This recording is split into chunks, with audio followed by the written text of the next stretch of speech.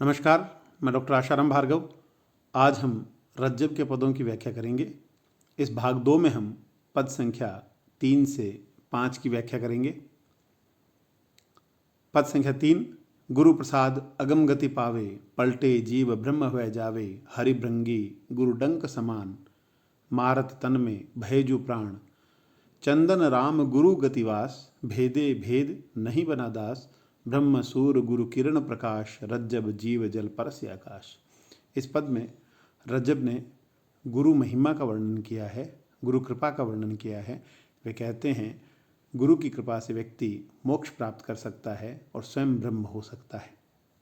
रज्जब कहते हैं गुरु प्रसाद, गुरु की कृपा से अगम गति पावे, मनुष्य या शिष्य अगम्य गति को पावे अर्थात प्राप्त कर सकता है।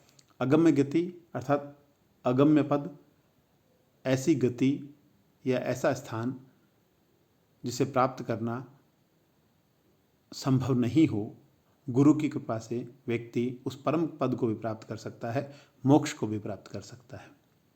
वे आगे कहते हैं पलटे जीव ब्रह्म हो जावे, गुरु की कृपा से जीव पलट कर ब्रह्म हो जाता है। जीव पलट कर ब्रह्म होने का तात्पर्य यह है कि आत्मा परमात्मा का अंश है और सृष्टि में आत्मा परमात्मा से अलग होकर आती है, लेकिन गुरु की कृपा से वही आत्मा पलटकर या पुनः ब्रह्म हो जाती है या ब्रह्म में लीन हो जाती है। इसीलिए उन्होंने पलटे शब्द इस्तेमाल किया है, पलटकर अर्थात वापस जाकर। तो गुरु की कृपा से जीव पलट करके ब्रह्म हो जाता है। यहाँ अद्वैतवाद सिद्धांत की विवेचना की गई है। आगे कहते हैं हरिभृंगी गुरु डंक समान। हरि अर्थात भगवान, भृंगी अर्थात भंवरे के समान है और गुरु उनका डंक के समान है। भगवान भंवरे के समान है और गुरु उनके डंक के समान है। मारत तन में अर्थात शरीर में मारने से भयजु प्राण, प्राण भयजुमन हो जाते हैं। तात्पर्य यह है कि परमात्मा की कृपा गुरु के माध्यम से ही किसी व्यक्ति में या शिष्य में आती है, जिसके कारण उसमें प्राणों का या चेतना का संचार हो जाता है। यहाँ एक मान्यता से ये बात ली गई है कि जिस प्रकार भंवरा किसी कीट को लेकर आता है और उसमें डंक मारता है और निरंतर गुंजार करने से उसे अपने अनुसार ही बना लेता है, उसी प्रकार हरि रूपी भंवरे अर्थात भगवान रूपी भंवरे गुरु रूपी डंक के माध्यम से उस कीट में जब अपनी कृपा का संचरण करते हैं तो उसमें प्राण बस जाते हैं, उसमें चेतना का संचार होता है। आगे कहते हैं कि चंदन राम गुरु गतिवास। राम भगवान चंदन के समान है और गुरु उस चंदन की वास अर्थात खुशबू है। भेदे भेद, भेदे भेद अर्थात गुरु की कृपा से व्यक्ति भेदे भेदे अर्थात भेद कर देता है। भेद बने रहस्य को, रहस्य का भी भेदन कर देता है अर्थात भेद को भी मिटा देता है। और नहीं बना दास, गुरु की कृपा से व्यक्ति दास नहीं बनता। यहाँ दास बनने का तात्पर्य माया का दास बनने से है, विषय वासनाओं का दास बनने से है, बंधनों का दास बनने से है। तो तात्पर्य यह है कि गुरु की कृपा से व्यक्ति समस्त प्रकार के रहस्यों को भेद देता है और दास नहीं बन पाता, बंधनों में बंधता नहीं है।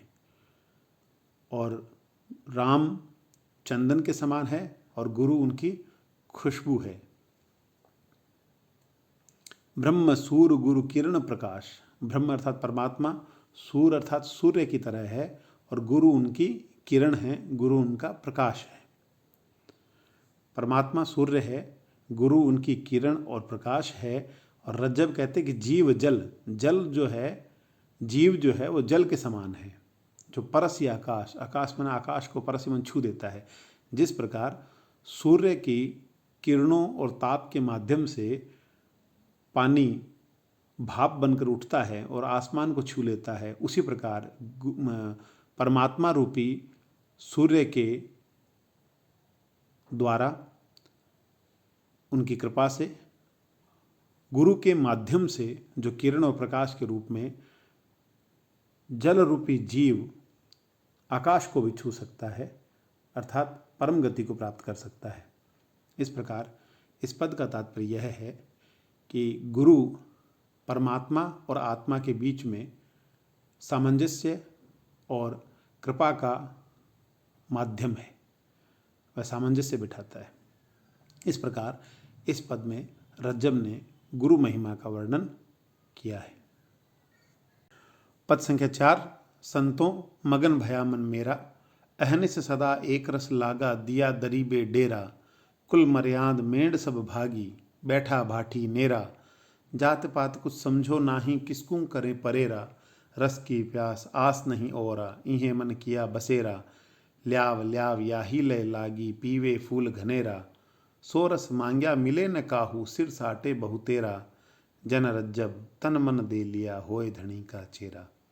इस पद में रज्जब ने भक्ति रस या परमात्मा के प्रेम के रस की बात कही है और साथ साथ उस रस को पीकर अपने मगन होने की बात कही है। वे कहते हैं यह रस मांगने से नहीं मिलता बल्कि बलिदान देने से मिलता है, और रज्जब कहते हैं कि मैंने तन और मन दे करके इस रस को प्राप्त कर लिया है, इस परमात्मा प्रेम के रस को पी लिया है।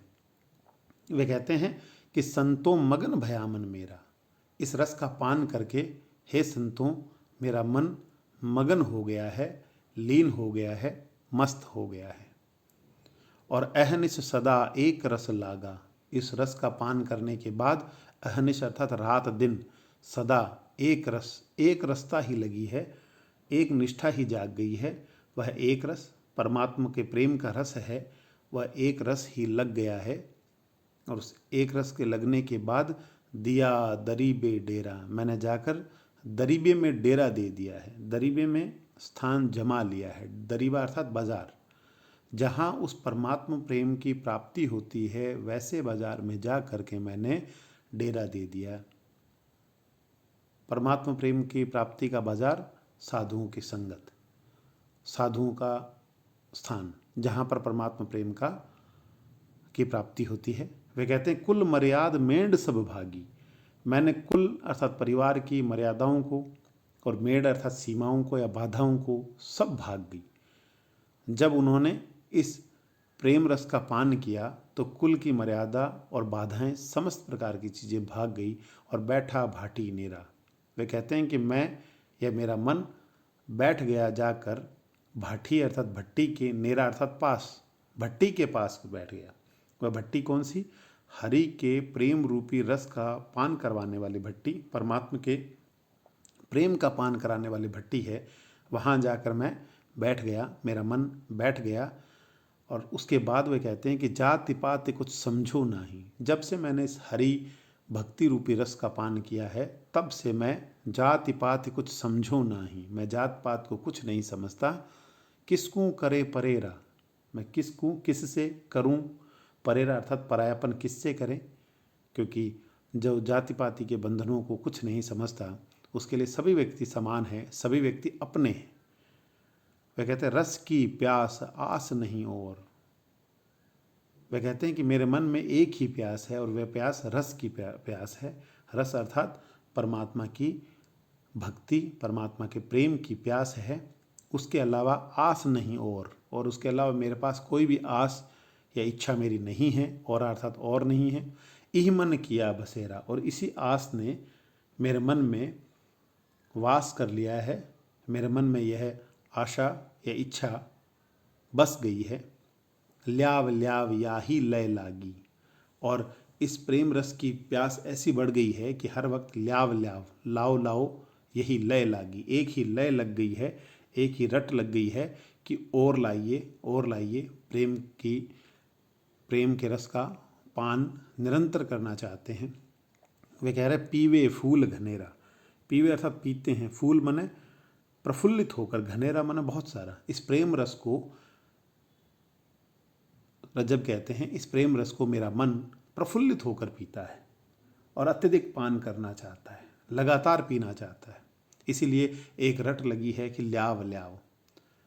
फिर आगे कहते हैं यह प्रेम रस, यह भक्ति रस मांग्या मिले न काहू, यह किसी के मांगने से नहीं मिलता। सिर साटे बहुतेरा, यह सिर साटे अर्थात सिर के साटे अर्थात बदले, बहुतेरा मन बहुत सारा मिलता है, अर्थात जब आत्म बलिदान करने से ही यह बहुत मिलता है। भक्ति रूपी रस, प्रेम रूपी रस बलिदान करने के प्राप्त से ही प्राप्त होता है, अन्यथा यह प्राप्त नहीं होता। जन रज्जब तन मन दे लिया, रज्जब कहते हैं कि मैंने तन और मन दोनों को दे करके इस रस को लिया है। तन और मन दोनों के देने का तात्पर्य यह है कि मैंने आत्मसमर्पण करके ही इस भक्ति रूपी रस को प्राप्त किया है। यहाँ सिर साटे का तात्पर्य यही है कि जब तक व्यक्ति अपने अहम का विगलन नहीं करता, जब तक आत्मसमर्पण नहीं करता, तब तक यह रस प्राप्त नहीं हो सकता। वे कहते हैं कि तन मन दे लिया, रज्जब कहते हैं मैंने तन और मन दोनों को दे करके ही इस भक्ति रस को, इस प्रेम रस को प्राप्त किया है। और होए धनी का चेहरा, और मैं उस धनी अर्थात मालिक, पति, स्वामी का चेहरा अर्थात दास हो गया हूँ। इस प्रकार इस पद में रज्जब ने प्रेम रस का वर्णन किया है, उस प्रेम रस की प्राप्ति का मार्ग बताया है और स्वयं बताते हैं कि मैंने उस प्रेम रस को किस प्रकार प्राप्त किया है, समर्पण करके प्राप्त किया है। और जब से मैंने उस प्रेम रस को प्राप्त किया है तब से मैं मगन हो गया हूँ, मेरा मन मगन हो गया है। पद संख्या 5, आरती तुम ऊपर तेरी, मैं कछु नाही कहाँ कछु मेरी, भाव भक्ति सब तेरी दीनी, ताकर सेव तुम्हारी की नहीं, मन चित्त सुरत शब्द सब तेरा, सो तुम ले तुम ही पर फेरा, आत्म उपज सोंझ सब तुमसे, सेवा शक्ति नाही कछु हमसे, तू आपे ही प्राणपति पूजा, रज्जब नाही करन को दूजा। इस पद में रज्जब ने परमात्मा के समक्ष सर्वस्व समर्पण की बात कही है और वे इस भाव से इस पद की रचना करते हैं कि सेवा करने वाले भी आप हैं, जिसकी सेवा की जाती वो भी आप हैं, सामग्री भी आपकी है, सब कुछ परमात्मा का ही है। रज्जब कहते हैं कि हे प्रभु आरती तुम ऊपर तेरी, हे प्रभु तुम ऊपर, तुम्हारे पर, आरती तेरी, तुम्हारे पर तुम्हारी ही आरती है, अर्थात तुम्हारी आरती है, तुम्हारे लिए आरती है। मैं कछु नाही कहाँ कछु मेरी, मैं आपके आगे कुछ भी नहीं हूँ और कहाँ कछु मेरी, इसलिए यह आरती मेरी नहीं है, मेरे द्वारा नहीं है, यह आरती आपकी है और आपके लिए है। वे कहते हैं कि भाव भक्ति सब तेरी दीनी, हे प्रभु मन में भक्ति और भक्ति की भावना सब तेरी ही दी हुई है, ता करी इसलिए, सेव तुम्हारे कीनी, इसलिए तुम्हारी सेवा करता हूँ। यहाँ रज्जब यह कहते हैं कि हे प्रभु मन में भक्ति और भक्ति जनित भावनाएं भी तुम्हारी ही दी हुई है और उसी कारण मैं आपकी सेवा करता हूँ, आपकी अर्चना करता हूँ। आगे समर्पण की बात करते हुए रज्जब कहते हैं कि मन चित्त सुरत शब्द सब तेरा, मेरा मन भी आपका है, मेरी चित्त अर्थात चेतना भी आपकी है, मेरी सूरत वो भी आपकी है, मेरे शब्द हैं वो भी सब तेरे हैं, अर्थात मेरा सब कुछ आपका ही है। सो तुम ले तुम ही पर फेरा, और ये समस्त चीज़ें मन चित्त सूरति शब्द ये सब तुमसे ले करके तुम ही पर मैंने फेर दिया है, तुम ही को मैंने लौटा दिया है। फेरा अर्थात लौटा देना, तुम ही से लेकर तुम ही पर मैंने लौटा दिया है। आगे रज्जब कहते हैं कि आत्म उपजी सोंझ सब तुमसे, यह आत्मा उत्पन्न आप से हुई है, सोंझ अर्थात सामग्री सब तुमसे, ये समस्त सामग्री भी आपकी ही दी हुई है और आपका ही है। सेवा शक्ति ना ही कछु हमसे, ना तो सेवा करने का सामर्थ्य मुझ में है और ना ही शक्ति कोई मुझ में है। तात्पर्य यह है कि सेवा करवाने वाले आप हैं और सेवा की शक्ति देने वाली आप ही हैं। फिर आगे कहते हैं तू आपे ही प्राणपति पूजा, तू अर्थात आप, आप ही मन स्वयं ही प्राणपति पूजा। ये कहते हैं हे प्रभु, पूजा ही आपकी है और पुजारी भी आपका ही है। रज्जब ना ही करण को दूजा, वो कर रज्जब कहते हैं कि रज्जब के लिए ना ही करण को दूजा, रज्जब के लिए करने को कुछ दूसरा नहीं है। या इसका तात्पर्य यह है कि रज्जब करने वाला कोई दूसरा नहीं है, अर्थात हे प्रभु, पूजा करने वाले आप हैं, पुजारी भी आप हैं, और मैं रज्जब कोई अन्य नहीं हूँ। इस प्रकार इस पद में परमात्मा के समक्ष अनन्यता, परमात्मा की सर्वव्यापकता, शक्तिमता के साथ साथ परमात्मा के आगे सर्वस्व समर्पण की बात कही गई है। धन्यवाद।